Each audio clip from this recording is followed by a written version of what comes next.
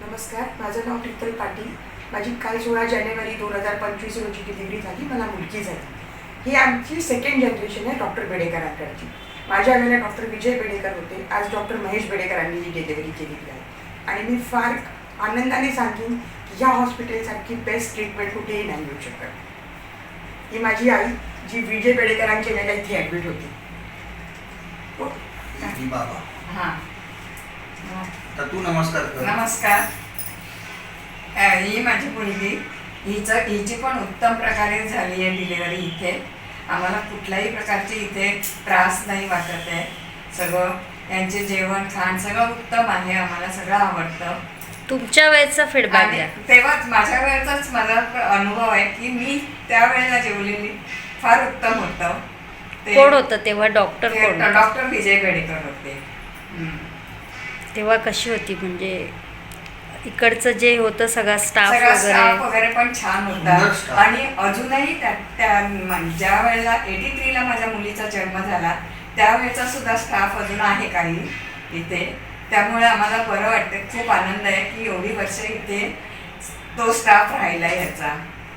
तुम्हाला काही अनुभव द्यायचे? अरे आम्हाला खूप द्यायचं. आम्ही पेशंट म्हणून पण यायचो विजय सरांकडे. तुम्ही कोण? म्हणजे मी प्रसाद पाटील, तिचा मामा, तिचा भाऊ, सगळ्यात धाकटा, हे मेवणे, हे जावई आमची.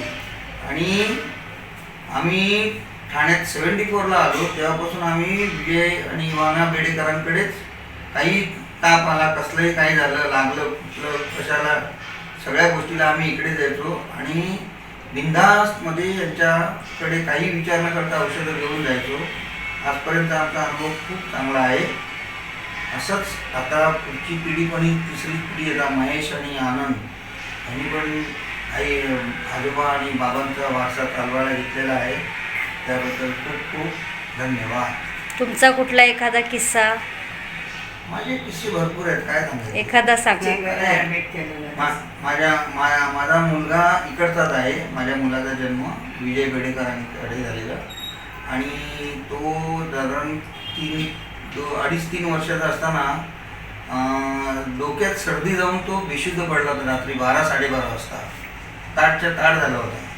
त्याला आम्ही तसंच्या तसं उठून घरून इथे आणला.